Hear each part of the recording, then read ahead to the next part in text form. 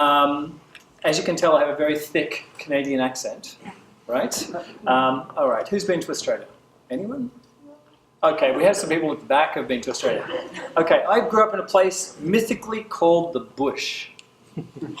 You know, only Australians would know that. If you meet someone in Australia, you go, "G'day mate, how's it going? Oh, where you from? Oh, I'm from the Bush." Automatically, everyone knows exactly where you're from. So, I'm going to demonstrate to you, with some help from you guys, where the Bush is in Australia. So I need 4 people. Don't be shy. 1, 2, 3, 4. All right. All right.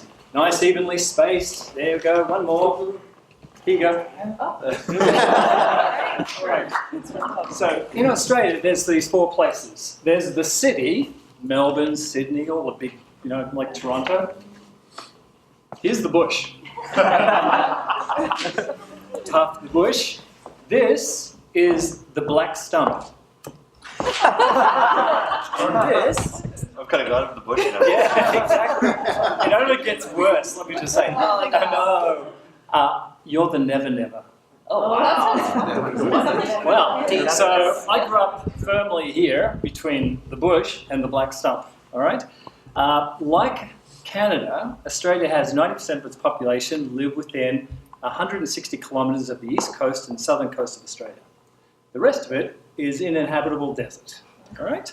Which is the edge of the Black Stump. That's the mythical place of storytelling in Australia. All starts with the stories of the Black Stump and beyond, right? Is that where like the spiders live?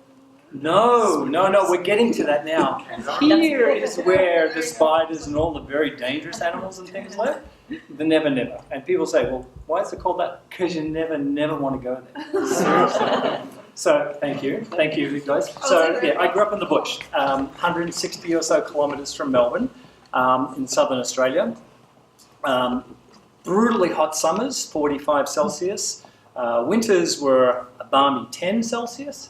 And so my winters here, I thought I would have become used to the climate. No, I've become more intolerant over the years, and I actually dread it with a passion. So anyway, I'm now Canadian. I've been here 30 years now. This year is my 30th anniversary. So crazy, crazy life. Thank you. Love Canada. It's my home. I have 2 kids.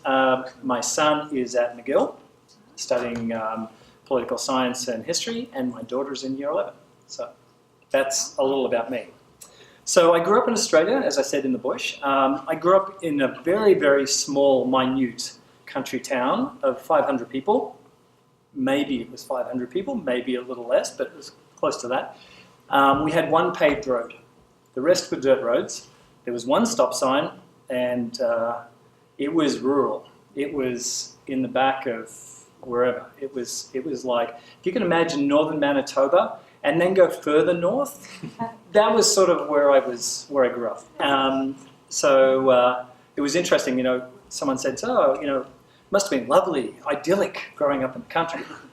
Not so much, seriously. It was not only the most boring place, but it was the most suffocating place because every person in town knew who you were and what you did, and you couldn't do anything other than, you know, just toe the line.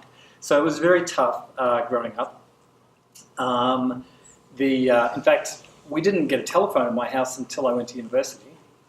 There was a public telephone box, so those little red telephone boxes, at the junction, which was about a mile away, which the main crossroad with the main paved road. That's where the telephone box was. So until then, to make a phone call, you had to go to the junction, and then they put you through on an old style switchboard. Yeah. Okay, I'm not that old, seriously. It's just really rural Australia.